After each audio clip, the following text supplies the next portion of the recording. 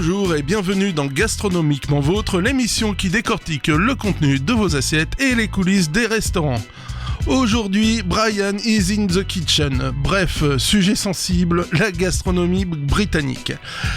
Cette émission est d'autant plus délicate que Henri nous accompagnera, mais au téléphone, Maxime et moi. Voilà, bonjour messieurs. Bonjour Michel. Hello. Bonjour Michel, bonjour Maxime. Je me rends compte que je suis capable de faire une émission donc à distance, donc ça me donne des idées pour la suite. Si je peux rester chez moi à l'avenir, c'est pas mal. Je la flemme. Et voilà, et Lucie à la technique. Salut à tous. Salut Lucie.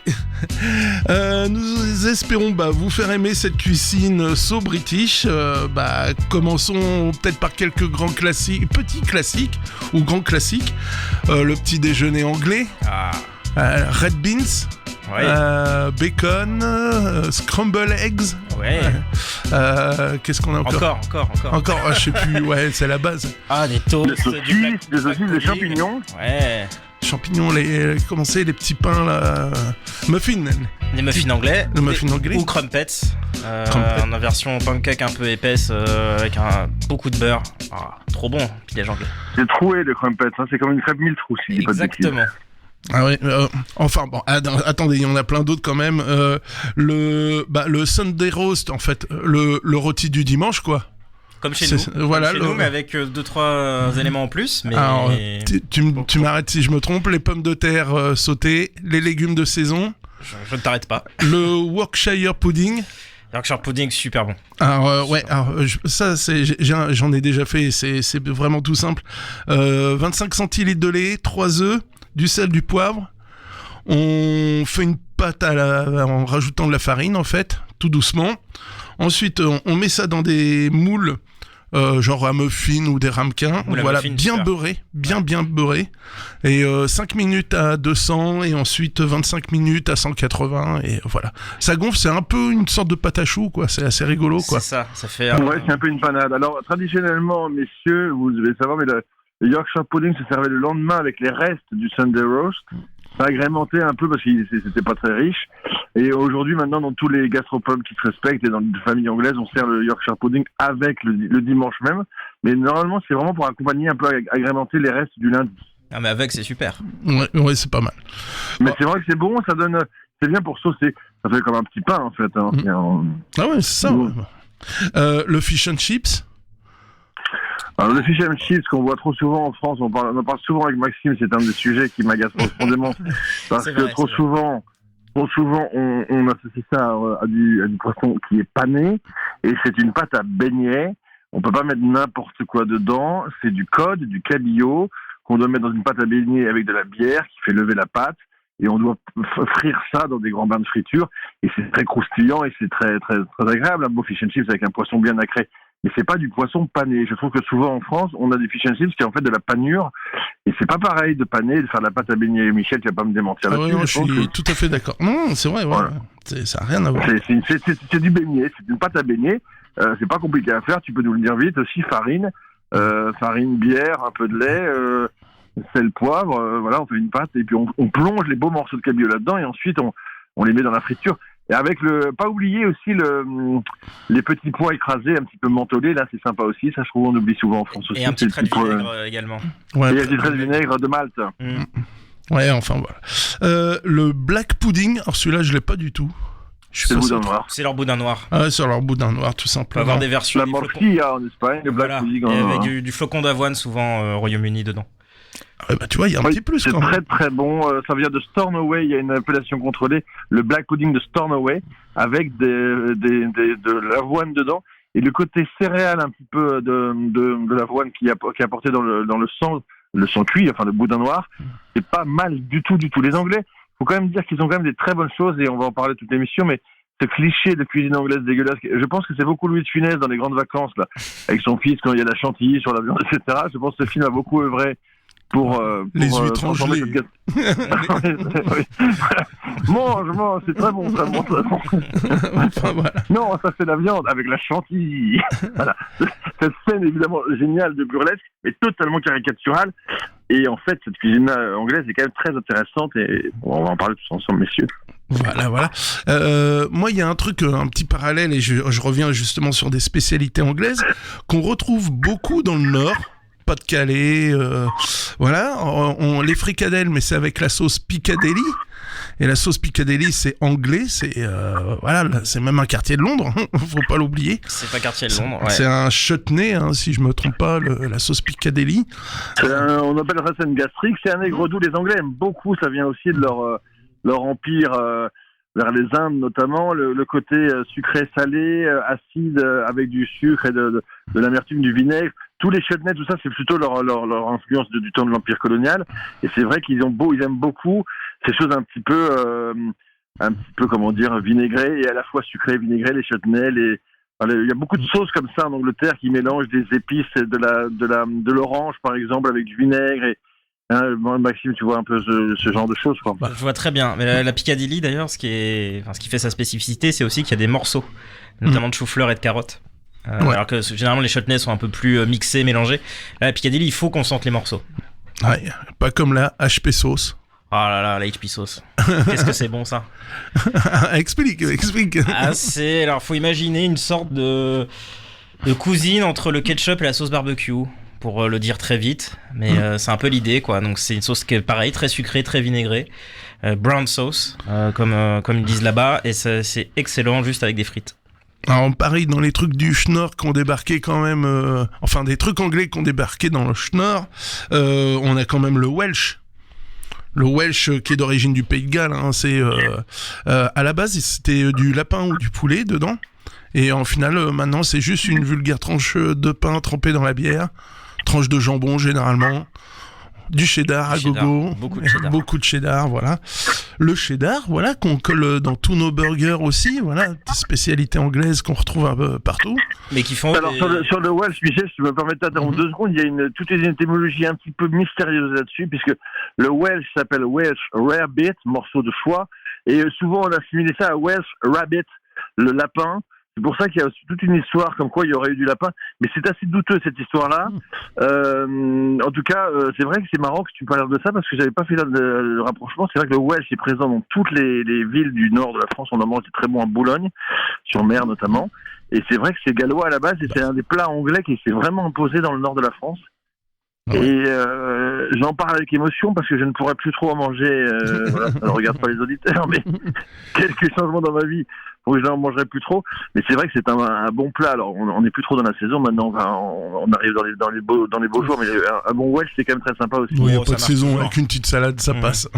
Oui, c'est ça, la salade la limite toujours. On en mange avec des frites à Welsh. Un truc que j'aime beaucoup parce que quand on a préparé cette émission, c'est le scone avec la Glotted Cream Strawberry. Et pour moi c'est une torture de parler anglais, je vous déteste sur ce coup-là. Si c'est une torture pour toi, imagine pour les autres. Ouais, qui m'entendent, oui, je le sais. Je le sais que trop. Il n'y a pas que l'Albion qui est perfide, il y a on va expliquer quand même ce que c'est les scones avec cette crème un peu aigre. Clotted Cream, c'est une sorte de double crème, un tout petit peu sûre, je dis pas de bêtises, pas sous l'autorité bienveillante de Maxime, qui est quand même le spécialiste de cette gastronomie. Je crois que c'est un peu une crème sûre, mais quand même très épaisse avant tout. Exactement. Ouais, ce sera une crème d'Isigny un petit peu aigre, pour le dire vite. En fait, on prend de la crème, on rajoute du beurre dedans parce que c'est pas assez gras. Bah non. Genre une crème double, et on la fait réduire à mort. C'est ça, la clotted cream. Clotted cream. On pourrait très bien le servir ici avec de la crème crue. On peut le servir avec la crème crue, mais la crème sûre. La crème sûre anglaise a un côté un peu rance. On trouve ça dans des gastronomies aussi de l'Europe de l'Est, par exemple. La smetana, La smetana, qu'on sert avec un des plats que j'adore, roumain, c'est un autre sujet, les sarmalek ou malika, qui est de chou farci roumain. Ils servent ça avec une smetana qui est une crème. On n'a pas ça chez nous, c'est une crème un peu sûre, pas au sens certaine, au sens sour, au sens acide. Mais c'est ce côté à la fois très gras et un petit peu acide, un peu rance, presque un peu rance, qui agace, qui est très intéressante avec la confiture de fraises et les scones fumants qui sortent du four. Ça, c'est vraiment une des plus grandes choses que vous puissiez goûter au monde, je pense, les scones, confiture de fraises et crème double. Franchement, c'est grand. On va expliquer quand même ce que c'est les scones. Ça, c'est pareil, je connais un peu la recette. En gros, c'est une pâte feuilletée levée au lait. C'est en fait, on prend du beurre, de la farine, du beurre, du lait, du beurre fondu, du beurre qu'on incorpore directement dans la pâte dès le départ, comme une pâte sablée, si on veut. Voilà. Et après, on fait des tours comme une pâte feuilletée. On fait 5 tours à peu près. C'est juste que l'œuf ne sert pas d'agent dans la pâte, il Voilà, sert juste à dorer éventuellement. Voilà, il sert sur la dorure et basta. Et on colle ça au four. Donc ça lève, il y a de la pâte, il y a un peu de levure dedans. Ça lève et c'est top quoi. Comme le dit Henri, quand ça sort du four, alors là c'est magique. C'est un joli. Moi, il y a un truc. Oui, parce qu'il faut quand même dire aussi, on parle de cuisine anglaise, mais les Anglais, dont on se moque beaucoup, ont une supériorité sur nous qui est un raffinement lors du tea time. Le tea time, c'est vraiment le 16h, l'heure du thé. 17. C'est vraiment chez eux, un peu comme chez les Japonais d'ailleurs, qui ont aussi cette cérémonie du thé. C'est quelque chose de très important. Nous, on n'a pas du tout ça. On n'a pas de culture de thé d'abord. On n'a pas la même histoire. Et c'est vrai que eux, ils ont un raffinement dans ce qu'on peut manger avec l'heure du thé, notamment évidemment les boissons en elles-mêmes, le thé en lui-même, mais aussi justement ces scones. On a un très joli thé anglais avec ces scones, la confiture de fraises et la clotted cream. C'est un raffinement. On n'a pas ça en France. Il faut aussi dire les choses et rendre à César ce qui appartient à César et rendre hommage aux Anglais qui sont capables de grands raffinements dans ce genre d'exercice du petit déjeuner ou du tea time. Alors grâce quand même à l'impérialisme anglais et la Compagnie des Indes, faut le rappeler, c'est comme ça qu'on a eu le thé anglais, même qu'ils avaient déversé des cargaisons de thé dans le port. C'est quand même toute une histoire, hein, le thé anglais. C'est en fait, pour vulgariser, ils ont volé le thé aux Chinois, ils l'ont implanté en Inde. Et maintenant, l'Inde est devenue le numéro 1 des producteurs de thé. Et c'est grâce aux Anglais et que ça s'est retrouvé partout. Un petit peu avant, il y avait les Portugais et les Russes. Parce que tu sais, j'ai bossé au Dormy House avec des Anglais et j'ai une maîtrise très pointue du service du thé à l'anglaise, où il faut ébouillanter la théière. Enfin voilà, il y a tout un protocole, effectivement. Et on n'a jamais eu droit à ça, nous. Non, on est passé directement à la canette de bière, tu nous connais bien. Enfin non, joli produit. Moi j'ai un souvenir d'enfance de ma grand-mère où on mangeait du jambon d'York. Ah ouais, ça s'est perdu. C'est pas du jambon blanc de Paris, c'était du jambon d'York. Alors du coup, j'ai été gratter un petit peu. La différence, c'est que c'est un jambon cuit au courbouillon, tandis que le jambon de Paris, jambon blanc, comme on l'entend tout le temps, c'est plutôt cuit à la vapeur en fait. Donc ils avaient un peu plus de moelleux à Paris. Et moi, j'ai un meilleur souvenir des jambons blancs anglais et le goût est réellement différent, quoi. Ça n'a rien à voir. On est plus proche d'un jambon à l'os. En final, même si c'est désossé, moulé, j'ai un très bon souvenir du jambon d'York. Jambon d'York, dont Claude Nougaro fait allusion dans sa chanson Nougat York. Nougat York, ouais. Façon jambon d'York. Ouais. Quoi d'autre on peut parler de... Oui, les tourtes aussi, il y a une tradition. J'ai vu en préparant l'émission, il y a un grand chef anglais qui revisite des tourtes, qui a un endroit, Maxime, tu me confirmes ça, Public House à Paris, où il y a des pies, qui c'est aussi vraiment un peu le cœur de la gastronomie anglaise, les tourtes et les pâtés en croûte. C'est ça, là c'est donc ce chef-là, Callum, j'ai oublié son nom de famille. Callum Franklin, je crois. Mais qui en tout cas, oui, voilà, fait ce qu'on appelle du gastropub en anglais, donc de l'équivalent de notre bistronomie, hein, finalement. Nous, on a fait gastronomie plus bistrot, eux, ils ont fait gastronomie plus pub, gastropub. Donc, et effectivement, beaucoup de pies et de tourtes. Alors, pas mal avec de la volaille ou avec du bœuf mijoté longtemps ou avec des abats, comme tu es amateur comme moi, Henri, je le sais. Le kidney pie steak avec les rognons. Tourte de rognons, ouais. Exactement. Et c'est vrai que la tourte, en France, alors nous on dit pitivier. La tourte, c'est pas spécialement quelque chose qui est très répandu chez nous. Eux, c'est vraiment le fait de remettre de la pâte sur une tarte. C'est vraiment très anglais, ça. Même dans des pailles sucrées aussi, avec des fruits, etc., des raisins secs, toute cette tradition un peu de dessert, un peu pudding, etc. C'est vraiment ça. Les mince pies, ça s'appelle notamment. Ouais, les mince pies pour les fêtes. Ouais. Et après, je suis un peu largué parce que Maxime, il m'a balancé une liste de produits. J'en ai rajouté un ou deux quand même. Le Coronation Chicken, qu'est-ce que c'est que cet ovni? Et ben ça, donc Coronation Chicken, si on le traduit littéralement, c'est le poulet du couronnement. Donc c'est une recette qui a été inventée pour le couronnement de la reine Elisabeth II, feu Elisabeth II maintenant. Donc 1952 ou 53, je ne sais plus exactement. Qui est simplement un effiloché de poulet avec de la mayonnaise, du curry, et ça va paraître un petit peu bizarre, des raisins secs et du chutney de mangue. Oh bah non, on sent les influences indiennes pour Voilà. moi. Hein, Tout ça est mélangé façon rillette, donc ça ferait une rillette de poulet un peu épicée. Et la meilleure version moi que j'ai pu goûter du côté de Londres, c'était en sandwich.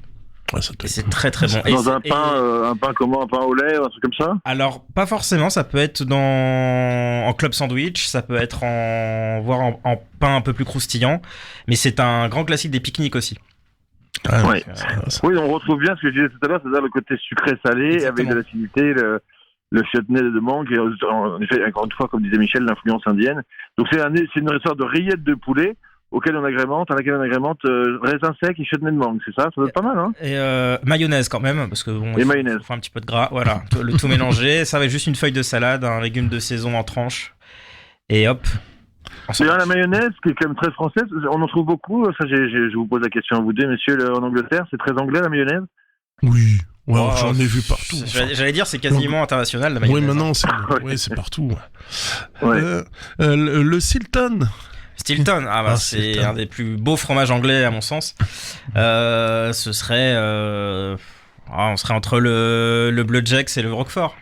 Ouais, c'est joli produit. Hein. Ouais, très grand bleu. J'ai l'occasion de le goûter aussi. Ouais, très très beau le Stilton. C'est incroyable le Stilton. Il y a aussi des très beaux fromages en Angleterre. Oui, le cheddar, c'est pas ce bloc orange ou cette espèce de tostinette qu'on trouve dans les supermarchés. Hein. C'est un fromage qui est normalement assez blanc, comme un Cantal, un peu dent de fumeur, on va dire, et qui est un peu friable, qui est un très très beau fromage. Le vrai grand cheddar, c'est pas du tout ce qu'on est habitué à voir orange vif. Qu'on voit en France. Ils ont une tradition de bons fromages aussi en France et dans le Royaume-Uni en général, qui sont méconnus mais qui sont de très très haute qualité. Donc ça aussi, ça fait partie du répertoire gastronomique anglais qui est de qualité et dont on parle pas beaucoup en France. Mais voilà, c'est Gromit, t'as pas la référence, c'est pour ça. Voilà, c'est Gromit, c'est cracker, fromage, et le thé, c'est le grand classique du cinéma, d'animation quand même. Non, j'ai pas vu, voilà, c'est Gromit. Ah bah tu devrais prendre ça, c'est magnifique d'animation. Mais j'ai vu d'ailleurs, il y a une somme, je voulais en parler aussi, de 550 recettes, c'est Ben Mervis qui est un chercheur. J'allais en parler, tu vois, vas-y. On se le garde pour après, messieurs. On tease, on tease maintenant. On tease, voilà, on va en parler juste après. Aussi les saucisses. Parce que saucisses, ils sont juste en dessous des Allemands en termes de variété. On sent que c'est le côté anglo-saxon. Il y a les Cumberland, les Lincolnshire. Il y a un nombre de saucisses incroyable. Les saucisses, parfois, ils mettent aussi, c'est pareil, des fruits secs. Des raisins, des amandes, des noix, enfin toutes les variétés possibles. Une fois qu'on a un boyau et de la chair et de la viande, on peut faire ce qu'on veut avec. C'est vrai que les saucisses, ils aiment beaucoup ça. Le beaucoup d'agneau aussi, saucisse purée. Comment? Je dis beaucoup d'agneau aussi du côté d'agneau, anglais, des saucisses d'agneau. Et le bangers and mash, ouais. Ça, bangers and mash, c'est saucisses purée. Ça marche à tous les coups. Ouais, non. C'est vrai qu'il y a beaucoup de saucisses en Angleterre aussi. Et saucisses, qu'est-ce qu'on a dit? Des tourtes. Qu'est-ce qu'il y a d'autre dans ce... Alors la menthe, je voulais vous parler de la menthe aussi, parce que c'est souvent un peu ce on met toujours l'histoire de cette menthe avec le gigot, le gigot d'agneau servi avec de la menthe, comme si c'était un peu une hérésie, et un peu on symbolise la soi-disant incompétence culinaire des Anglais par cette sauce menthe. Or, on a ça chez nous, la sauce paloise, qui est une dérivée de la béarnaise, est une sauce dans laquelle on a remplacé l'estragon de la béarnaise par de la menthe. C'est une sauce, comme son nom l'indique, qui vient du pays de Pau, du Béarn, et qui fait merveille avec l'agneau. La menthe est un condiment, enfin une plante qui est absolument géniale avec l'agneau. C'est de goût. Hein. Oui, c'est absolument super. Génial. Et une gelée de menthe bien réalisée avec un gigot d'agneau, c'est incroyable, parce que la viande d'agneau est quand même une viande assez grasse et assez parfumée, assez puissante. La menthe, avec sa fraîcheur, c'est une association qui est magique quand c'est bien fait. Donc ça aussi, c'est une idée, je trouve, très intelligente, un grand classique, le gigot londonien avec la gelée de menthe. Oui, j'approuve. Et moi, j'allais sur le citron parce que le Eton Mess, ce dessert un peu... Alors, moi, j'ai dû en manger que des mauvais, c'était gélifié.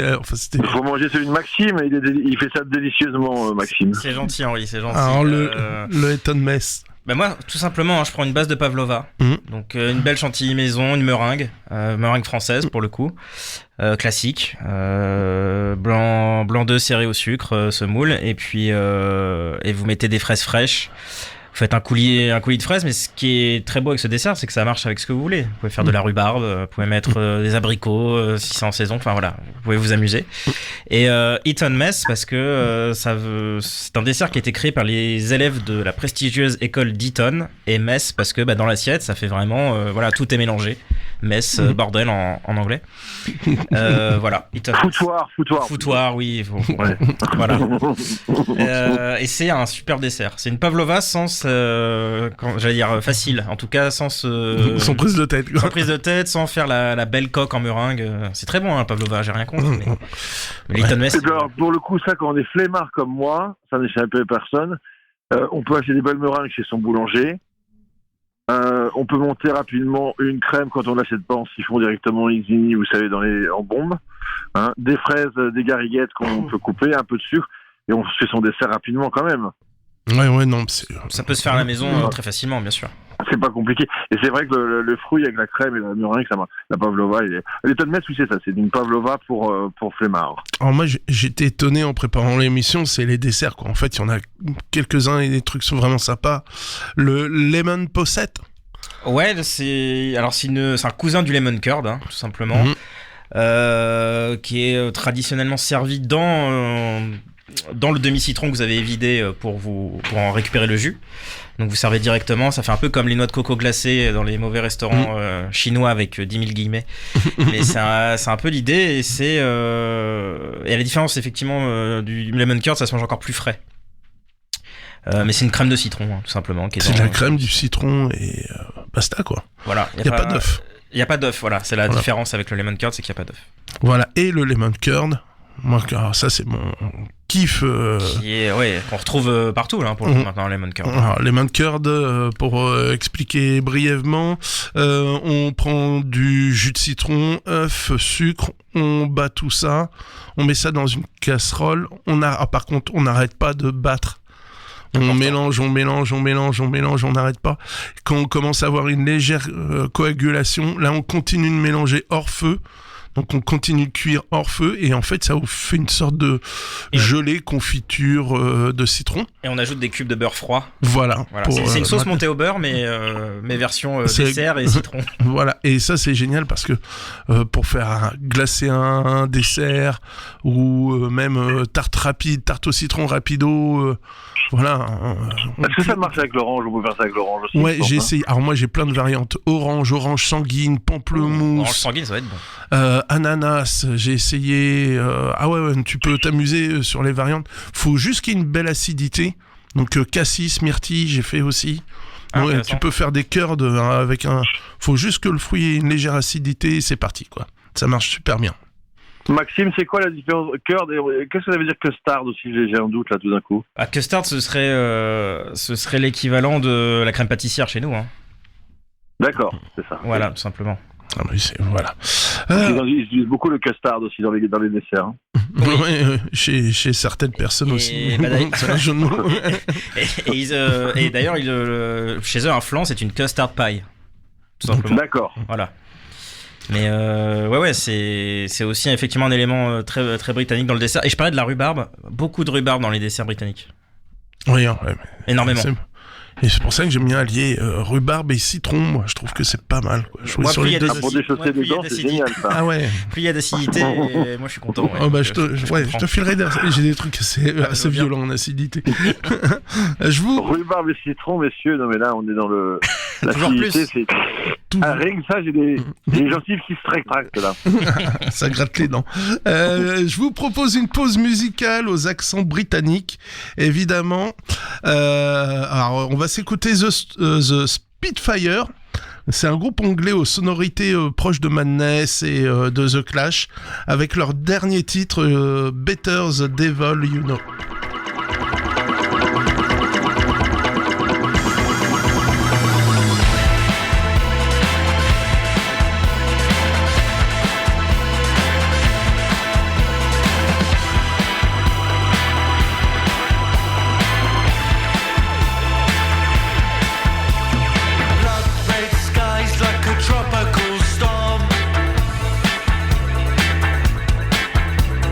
Juvenile cries of death.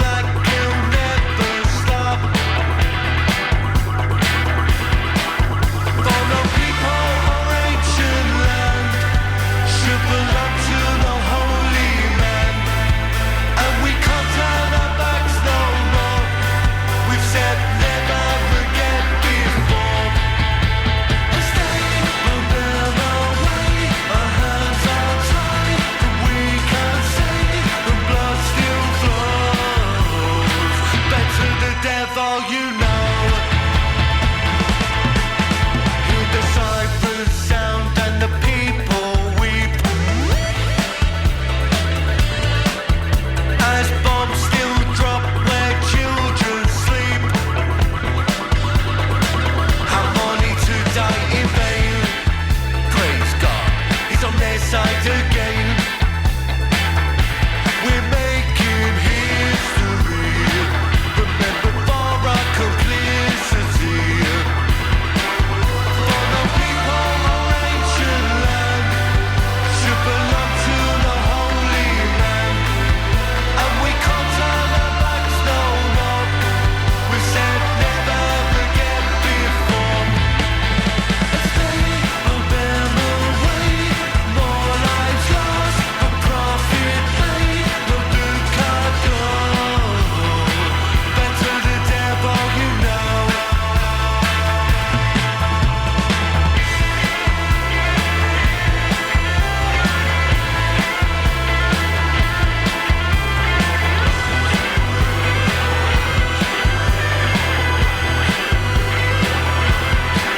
For the people of ancient land should belong to the holy man. And we can't turn our backs, no, no. We said never forget before. As they will bear away, our hands are tied, but we can't say when blood still flows. Better the devil you know. As they will bear away, more lives lost, for profit made, no ducado. Better the devil you know. C'était The Spitfire sur West Track Radio. Voilà, moi j'aime beaucoup. Enfin, j'aime tout ce qui est un peu punk anglais, vraiment londonien. Voilà, Ils ont un bel accent, hein. Moi, j'ai... Voilà. Oui, c'est sympa. Messieurs, je vous évoque quelques noms, vous allez me dire ce que vous en pensez. Gordon Ramsay, Jamie On Oliver, adore pour Hell's Kitchen notamment. Nigella Lawson, Eston Blumenthal. Ça vous parle ça, messieurs? Bah, bien sûr. Ça nous parle. Gordon Ramsay, ouais. Ouais, Enfin, je pense. Tu as oublié Jamie Oliver quand même. Non, il a été, Ouais. il a été cité, Jamie Oliver. Ah, Jimmy d'accord, Oliver, ouais. Alors j'ai eu la chance de goûter la cuisine d'un des restaurants de Jimmy Oliver. Quand il dit que c'est tout fait maison local, c'est une réalité. Qu'ils mettent en avant le client, c'est aussi une réalité. Bon, c'était vraiment, ça faisait fast-food quand même au niveau ambiance. Mais le guacamole fait minute, les tortillas free minute et tout, ouais, c'était vraiment, vraiment impressionnant. Ils ont rectifié l'assiette pour mon petit qui est compliqué à faire manger. Non, vraiment, le bien-être du client. Rien que pour ça, je dis ouais, bravo Jimmy Oliver, c'est vraiment respecté. Gordon Ramsay, ouais, il vient de s'acheter la dernière Aston Martin à 2 millions quand même. Il peut se permettre. Il peut. Mais Ouais. au-delà de ça, Vas-y. c'est un super chef. Formé en France, entre autres, ou par des chefs français aussi au Royaume-Uni. Oui, mon britannique, alors important, il est écossais, il est pas anglais. Ça a son importance. Mais vraiment, chef, au-delà du côté médiatique de donc Hell's Kitchen, qui est devenu Cauchemar en cuisine en France. Il y a Kitchen's Nightmare, pardon. Il y a Hell's Kitchen, qui est un concours à façon Top Chef, mais encore plus, on va dire, encore plus hard, où là vraiment Ramsay joue les chefs très autoritaires. Enfin, le show à l'américaine. Voilà, toutes ces émissions de télé qui l'ont rendu célèbre. Au-delà de ça, chef très intéressant. Qui fait des choses assez simples, on va dire, techniquement, mais toujours avec beaucoup de goût, beaucoup de... Il est impressionnant dans les gestes simples. Et il est, voilà, c'est quand même un pur, Moi, je l'ai vu, technicien, mais je veux dire, on va parler d'Eston Blumenthal dans quelques instants, qui est un peu l'exact inverse, c'est-à-dire Eston Blumenthal vraiment pousser la technique pure à fond. Ramsay va savoir fileter un poisson à la perfection, mais au-delà de ça, faire une sauce très simple au citron avec du beurre, enfin voilà. C'est quelque chose que j'aime beaucoup. beaucoup. Dommage, je sais pas si vous êtes d'accord avec moi, c'est que le personnage est évidemment extrêmement médiatique, très connu, avec ses différents restos dans le monde, que ce soit à Tokyo, États-Unis, etc., ses coups de gueule, ses apparitions dans des shows avec des stars, etc. Mais finalement, tout ça masque quand même le fait que moi, je suis pas capable de vous citer une recette de Gordon Ramsay, à part son grill cheese qu'il met dans un moteur, c'est de conneries. Mais sinon, c'est dommage, je trouve que ce chef, qui a un talent immense, toute l'écume qui est autour, finalement, on sait plus à quel point c'est un bon cuisinier et qu'est-ce qu'il cuisine d'ailleurs. Merci de le rappeler, parce que moi, je suis incapable de vous citer une recette. Ouais, mais c'est un technicien, comme voilà. On peut être un grand chef par la technique et d'autres par le côté Il a dû artistique. inventer des plats, Maxime, quand même, non? Il y a Alors, des plats, bien sûr. je vais quand même parler d'un plat qui l'a rendu très célèbre et qui est devenu très à la mode, c'est le Wellington. Alors, il en est pas l'inventeur, mais c'est lui qui l'a repopularisé. Je vais y arriver. Ouais, si je me rappelle, crêpes Duxelles. Exactement. Faut-il- Alors Châteaubriand de bœuf quand on a les moyens comme Ramsay, mais on peut prendre du filet classique, ça ira très bien. On fait un boudin avec tout ça. On met le tout dans une pâte feuilletée qu'on peut retravailler façon pâté en croûte avec des décors, et ça part au four et ça vous fait une viande très rosée à l'intérieur. Et c'est un plat de Noël maintenant qui est devenu limite un classique, notamment au Royaume-Uni, mais pas que. On voit beaucoup sur Instagram des Wellington et ça se fait maintenant avec d'autres produits. On voit des Wellington de Lot, on voit des Wellington de... Il faut quand même une protéine avec assez épaisse, on va dire.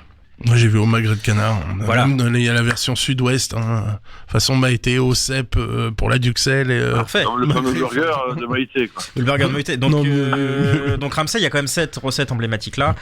Et si ça vous intéresse, moi je vous invite à aller consulter sur YouTube. Vous tapez Ramsay at home, donc à la maison, où il fait vraiment des recettes avec ses filles, des choses qu'on peut reproduire facilement nous à la maison. Alors il a un petit peu de matériel quand même, hein. C'est dans une très belle cuisine de chef étoilé qui est, j'imagine, sa maison de campagne.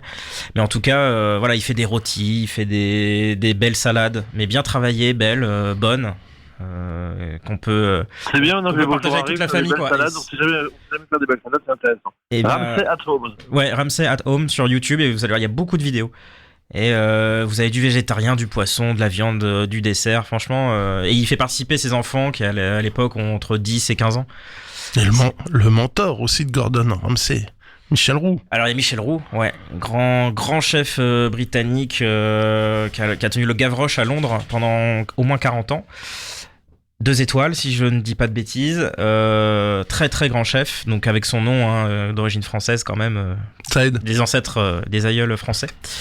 Mais qui a été vraiment une grande référence à Londres depuis 20-30 ans. Ouais. On voit beaucoup à la télé, enfin de l'autre côté de la Manche, mais ouais.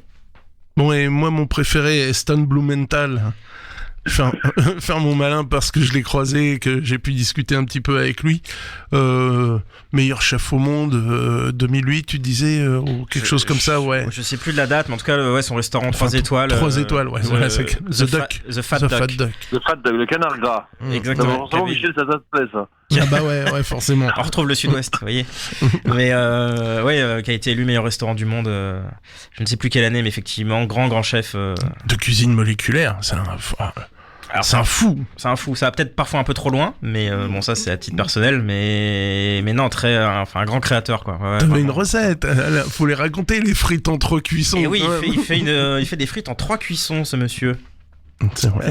Parce que 2 c'est la classique belge, on va dire, hein, donc 130 degrés, 180 degrés à l'huile, bon, graisse de bœuf, très bien. Et bah Stan Blumenthal, il rajoute une étape. Il coupe ses pommes de terre, il fait des frites assez larges, ça c'est important, parce il les poche pendant 10 minutes. Alors faut pas que ça devienne de la purée. Mais il faut déjà qu'elle soit un tout petit peu friable, parce qu'apparemment, ce qu'il explique, c'est comme ça que le gras pénètre encore mieux dans les autres cuissons. Une fois que vous avez pré-cuit, une première fois pré-cuit Donc, vos poché frites, à l'eau, on est d'accord, hein. poché à l'eau. Alors, eau frémissante et pas bouillante, justement pour éviter que la pomme de terre s'éclate, mais il faut les tailler vraiment larges, comme des ponts neufs. Pont neuf, Voilà, exactement.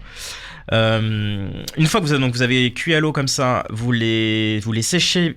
Alors c'est important, il faut bien sécher à chaque étape, et vous les mettez au frigo 1 ou 2 heures. Alors, le problème de cette technique-là, c'est qu'elle est très bonne, mais par contre, il faut aussi prendre limite la veille. Et ensuite, vous faites vos frites double cuisson, donc une à 130 degrés, une à 180 ou 190.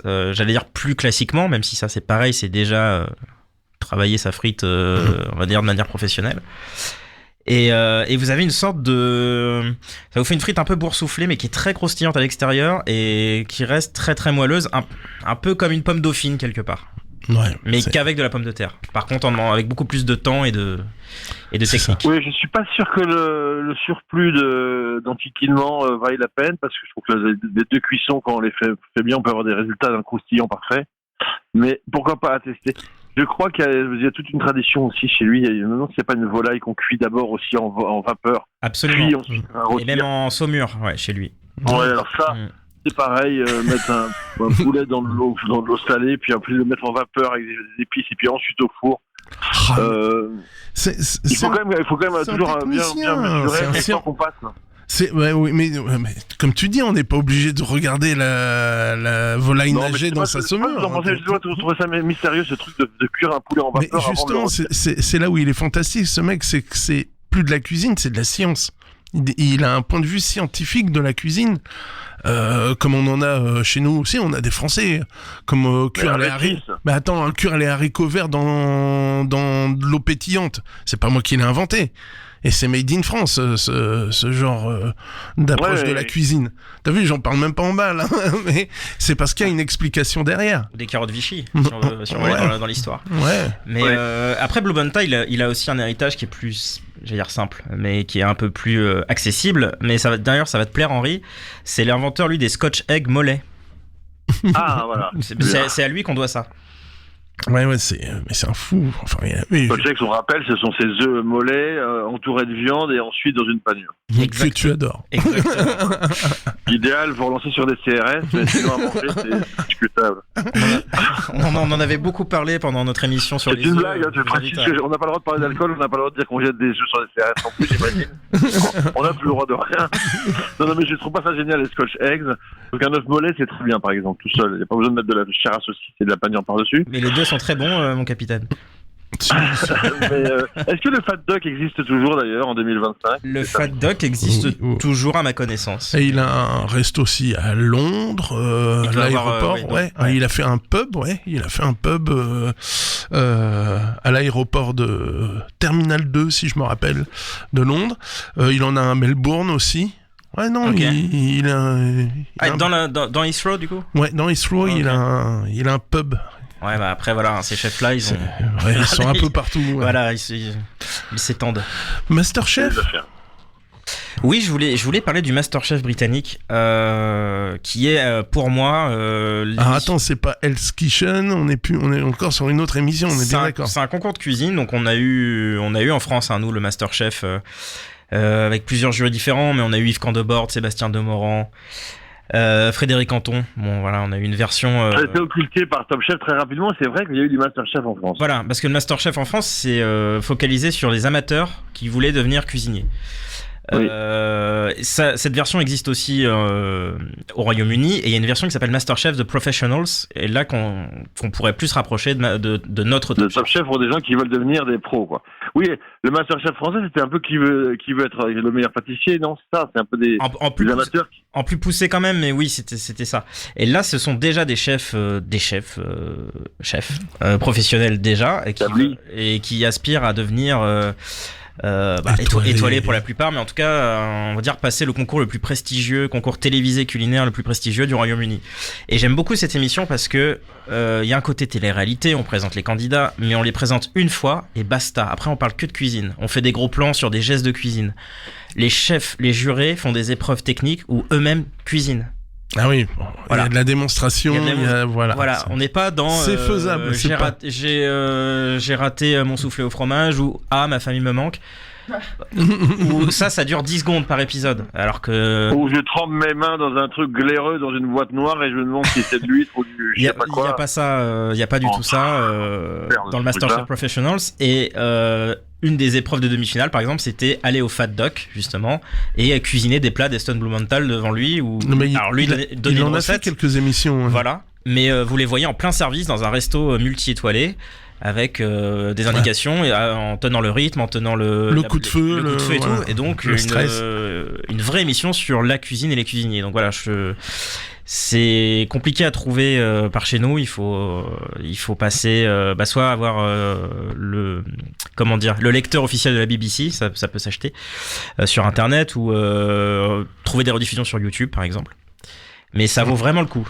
Même si vous parlez pas forcément la langue, au pire vous mettez soit des sous-titres anglais, soit même vous regardez juste la cuisine. Ou on apprend l'anglais tout simplement. Ou on apprend l'anglais aussi. Ouais, C'est juste en face. Portsmouth, c'est pas très loin quand pierre même. de coups. Hein. Mais c'est franchement d'un point de vue purement cuisine, je trouve ultra intéressant. Voilà, Masterchef. Dis-moi, Henri, toi, tu devais pas bosser sur les quelques expressions anglaises, genre crème anglaise, Ah bah pané alors à j'ai l'anglaise. réfléchi. Alors crème anglaise, je crois qu'on a eu hors antenne, on a rectifié que c'était le fameux custard. Et oui, mais à culpa, j'ai confondu crème pâtissière et crème anglaise tout à l'heure. Je m'en excuse. Il n'est pas loin effectivement. l'un de l'autre. Voilà. Mais le custard, c'est la j'avoue, crème je anglaise. n'ai pas trouvé effectivement. pourquoi. J'ai trouvé pourquoi on dit cuire à l'anglaise. Vous deux, Ah. je n'ai pas fait l'offense de vous le dire. Vous savez, vous êtes cuisinier comme moi. Ceux qui nous écoutent, cuire à l'anglaise, c'est tout simplement cuire dans une grande quantité d'eau bouillante salée. J'insiste, salée. Souvent les gens oublient ça, c'est important. Et ensuite, rafraîchir immédiatement dans ce qu'on appelle une glaçante, c'est-à-dire si possible des glaçons ou sinon de l'eau très froide, et pour stopper la cuisson, fixer la couleur, et c'est ça qu'on appelle une cuisson à l'anglaise. Et en fait, ça, alors je me suis renseigné là-dessus, c'est simplement parce que c'était un peu condescendant. Les Français estimaient que les Anglais cuisinaient de manière beaucoup plus frustre et basique, et sans soin et sans raffinement. Donc, quand on cuit à l'eau bouillante salée et qu'on refroidit, bah ça s'appelle cuire à l'anglaise parce que finalement c'est la cuisson la plus, C'est j'allais dire, la plus rustique et la plus simple qu'on puisse imaginer pour des légumes. c'est Et donc, les- on a dit, c'est le bon, sanglier d'Astérix. Quand ils sont... Ouais, c'est ça. C'est ça, il dit, c'est quoi ce sanglier dans l'eau bouillante, là pour ceux qui ont la référence. Astérix, chez les Anglais. Chez les Anglais. Mais alors, la cuisson anglaise, c'est ça. C'est les Français avec un peu de moquerie ou en tout cas de condescendance pour dire bah, quand on cuit à l'eau bouillante, c'est la cuisson à l'anglaise parce que c'est la cuisson la plus qui n'est pas très raffinée en fait. C'est pour ça qu'on dit on dit toujours cuire à l'anglaise. On dit aussi paner à l'anglaise parce que les Anglais ont aussi plus de panure que nous. Ils ont je ne sais pas pour quelle raison d'ailleurs ça historiquement, mais c'est vrai qu'il y a beaucoup de panure dans la cuisine anglaise. Encore une fois, le fish and chips, c'est pas une panure, c'est un beignet, mais sinon il y a pas mal de choses panées. Donc on dit toujours la panure à l'anglaise. Et pour ceux qui nous écoutent toujours, c'est toujours FOC, farine, œuf et chapelure, à laquelle on peut adjoindre évidemment du parmigiano si on veut, enfin sinon de la chapelure de pain. Et par pitié, n'achetez pas de la tipiaque, prenez votre pain sec et mettez-le dans des blenders et faites de la chapelure maison. C'est bien meilleur quand vous faites des panures. Voilà, c'était parenthèse. En tout cas, panure à l'anglaise, crème anglaise, cuisson à l'anglaise si vous voyez d'autres choses à l'anglaise, assiette anglaise, j'en profite Ah ben pour rendre hommage. justement, voilà, j'allais te brancher là-dessus, l'assiette anglaise. J'en profite pour rendre hommage, mais voilà, pour moi c'est émouvant parce que je vous parle de Ville d'Avray, dans les Hauts-de-Seine, une bourgade pas loin de Paris, qui est On dirait mitoyenne de Nelson Saint-Cloud, Montfort, de c'est Marne-la-Coquette, que les amateurs de Johnny connaissent bien, puisque c'est là qu'il a passé une partie de sa vie, le cher Jean-Philippe Smet, alias Johnny Hallyday. Et donc je suis à Ville d'Avray, où a séjourné quelques années Bernard Rapp, que j'ai eu l'occasion de connaître et de fréquenter, qui avait cette émission assez géniale sur France 3, à l'époque FR3, ça s'appelait encore, je crois, dans les années 86-7. J'appelais l'assiette anglaise justement parce que c'était une sorte de une mission très variée avec beaucoup de raffinement. Bernard Rapp était un journaliste d'une grande classe et d'un grand savoir et de beaucoup d'élégance. Et je lui rends hommage à travers cette émission L'assiette anglaise en parlant de l'assiette anglaise qui est cet assortiment tout le monde connaît. Je trouve que c'est souvent raté d'ailleurs.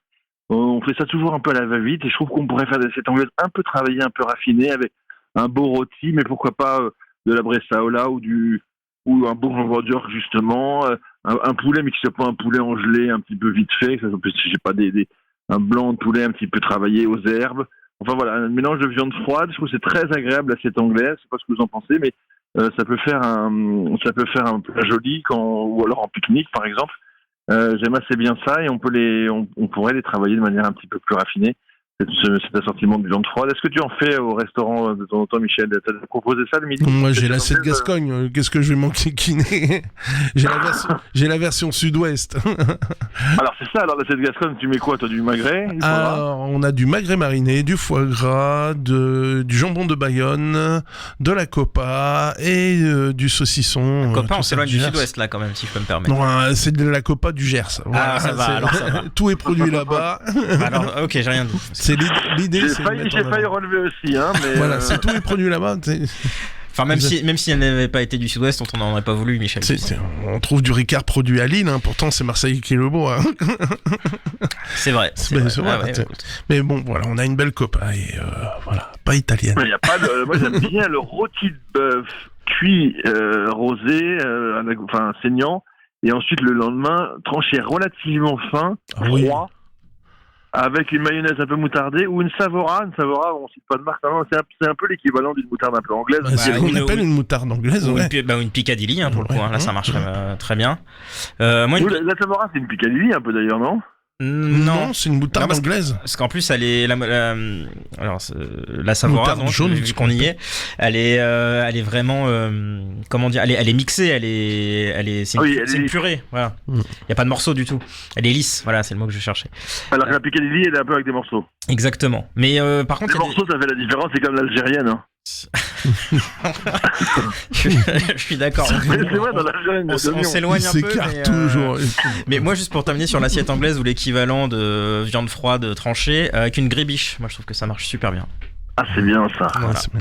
Et sinon, on peut toujours faire un vitello tonato. Ah bah oui, ça c'est bien. Voilà. Une grébiche, on rappelle, beaucoup d'herbes, de la mayonnaise, du blanc d'œuf haché, du jaune d'œuf, et puis tout ce que vous voulez, des capres, des cornichons, du persil, du cerfeuil, De de l'estragon. l'estragon, tout ça. Petite Un pointe coup de d'ail vinaigre aussi. à la fin, beaucoup de poivre, et ça fait une sauce bien, à la fois elle est un peu réconfortante, et puis un peu relevée en herbe. Et des œufs durs. Et des œufs durs. œufs Ça, durs, avec un important. rôti d'œuf froid, c'est pas mal. Sinon, c'est une ravigote. Voilà. Ouais, je suis d'accord. Mais oui, donc assiette anglaise, voilà. Donc Bernard Rapp, qui nous a quittés il y a maintenant fort longtemps, à 61 ans prématurément, grand journaliste, grand monsieur de la télévision, et avec quelque chose de très anglais dans son charme et son raffinement. Quelqu'un que j'aimais beaucoup, et donc si tu nous regardes, comme disait l'autre, Bernard, on t'embrasse. Voilà. D'autres produits, moi, il y a des choses parce qu'on a parlé beaucoup de solides, des grands chefs. Faut pas qu'oublier les whisky, alors, tout ça avec parcimonie, discrétion, pas beaucoup. On pense à sa santé, mais les bières anglaises, les whisky, le gin anglais, voilà, il y a quand même le gin tonic. Vous Gin, savez ouais. pourquoi le gin tonic? Ah non. Ah, c'est parce qu'il Henri peut-être. Mais... non, parce qu'il y a de la quinine surtout dans le tonic. Dans le tonic, tout à fait. Ouais, mais Oui. c'est parce qu'ils étaient pas très en bonne santé, nos amis anglais, et donc pour soigner un petit peu, dans le gin on mettait du tonic très riche en quinine. Donc c'est pour ça que vous avez l'Indian tonic. Ah, ils sont malins. Indian, c'est qu'il y a de la quinine dedans. Et ce qui donne cette amertume assez rigolote. Dans les mêmes histoires comme ça, toujours comptoir des Indes, l'IPA, l'Indian Pale Ale, il y a encore le mot indien, c'est parce que la bière supportait mal le transport. Donc ils avaient augmenté le houblon, houblonnage. le houblon, ouais, voilà, ils avaient augmenté le houblon qui avait donné cette bière qui avait disparu et qui est maintenant franchement plus qu'à la mode. Ah oui, c'est Même partout, ouais, c'est ouais. partout, il y a même plus que ça presque. Alors des fois c'est bien fait, on voit pas. Mais bon, ouais, les whisky, la bière, enfin voilà, c'est Le vin, maintenant, l'Angleterre devient en tout cas, avec merci le réchauffement. réchauffement certain. On fait du vin blanc qui sont de qualité. Des vins effervescents notamment, j'en ai goûté quelques-uns qui sont vraiment pas mal du tout. Donc ça c'est un peu le nouvel Eldorado du vin d'Angleterre. Maintenant, il y a vraiment beaucoup de gens qui s'y attellent avec beaucoup de savoir-faire. On va de plus en plus avoir affaire au vin anglais. La bière anglaise qu'on boit souvent un petit peu chambrée, ça c'est marrant, c'est une tradition aussi. Non mais donc c'est vrai que l'Angleterre, j'espère qu'on a pu le démontrer un petit peu en tout cas rapidement, mais C'est une belle il y a culture cette blague culinaire. célèbre Ah oui, il y a où beaucoup on de dit choses. l'enfer, c'est que si le mécanicien est français, l'amoureux est allemand, le cuisinier est anglais. On sait bien que les meilleurs amants sont français, les meilleurs mécaniciens sont allemands, et etc., etc. Donc c'est un peu tout le contraire. Mais en fait, non, la cuisine anglaise, ça vaut la peine. Alors oui, pour Et finir, on n'a pas parlé des chocolats, on n'a pas parlé des bonbons anglais. des il y a toffees, des puddings, Les marmelades. et tout ça, vous l'avez dans Ben Mervis. Ça vient de sortir en version française chez Phaéton, et je te coupe l'air sous le pied de nouveau, Maxime. Mais tu le fais bien. C'est Tu le fais le bien. Disc Cookbook, c'est la bible de la cuisine anglaise, 550 recettes. Il s'est baladé, c'est un chercheur, Ben Mervis, il s'est baladé dans toute l'Angleterre, en long, en large, en travers du nord au sud, partout dans les moindres bleds, pour aller traquer, y compris des recettes improbables de haggis végétarien. Visiblement, ça marche vachement bien pour les amis végétariens. Du haggis, qui est cette panse de brebis farcie, normalement, plat viandard et giboyeux s'il en est, en tout cas à bas, pas gibier, mais très à bas. Là, visiblement, il y a une version dans le livre de haggis végétarien qui marche très bien. Et en tout cas, il a fait 550 recettes. C'est vraiment le livre de la cuisine anglaise, c'est chez Phaéton. Et ça montre qu'il y a un vrai répertoire culinaire en Angleterre et en Écosse et au Pays de Galles, enfin en tout cas dans le Royaume-Uni. Il y a une vraie cuisine et il faut arrêter de raconter des bêtises parce qu'on ne sait pas grand-chose de ça, et il faut creuser. Je goûter, confirme. faut être curieux. Faut goûter, il faut être curieux, absolument. Mais je confirme, ce livre est vraiment super. Enfin, c'est. Moi, j'ai pas eu c'est entre les mains. complet, Tu l'as eu, Maxime? Ouais, moi, je l'ai à la maison. Voilà. Ah, Pour pas faire de pub. Étonnant. Étonnant. Mais non, j'aime beaucoup. Vraiment, super ouvrage. Bon, et peut-être que chez Lily cet été, alors tu vas nous faire quelques recettes anglaises, alors. Ah, peut-être plus sur le temps de l'automne, mais je vais y réfléchir. L'Eton Mess va sûrement revenir, ça, déjà, c'est sûr. Et moi, j'adore utiliser la Worcester. Alors, La sauce Worcestershire. on sait jamais prononcer. La sauce c'est anglaise. juste Worcester. Worcester, ouais. Worcester, et qui est quand même. C'est bon, ça. Hein. On a quand même cette sauce anglaise dans un des plats les plus traditionnels français, qu'est le steak tartare. Donc, comme quoi, Ouais, on a un petit peu d'anglais. Et la sauce cocktail. Et la sauce cocktail. Et d'ailleurs, est-ce qu'il faut impérativement la Worcester sauce Oui. de la Lee and On vient Perry de te ou dire la- oui, on vient de te dire oui, mais c'est toujours à l'approche de l'apéro qui commence. Enfin voilà. Bon, je pense qu'on a fait le tour du sujet, messieurs. Merci beaucoup. C'était Gastronomiquement Vôtre sur Westrack Radio. Retrouvez le podcast sur toutes les plateformes, sur toutes les box. Et comme disait Joël Robuchon,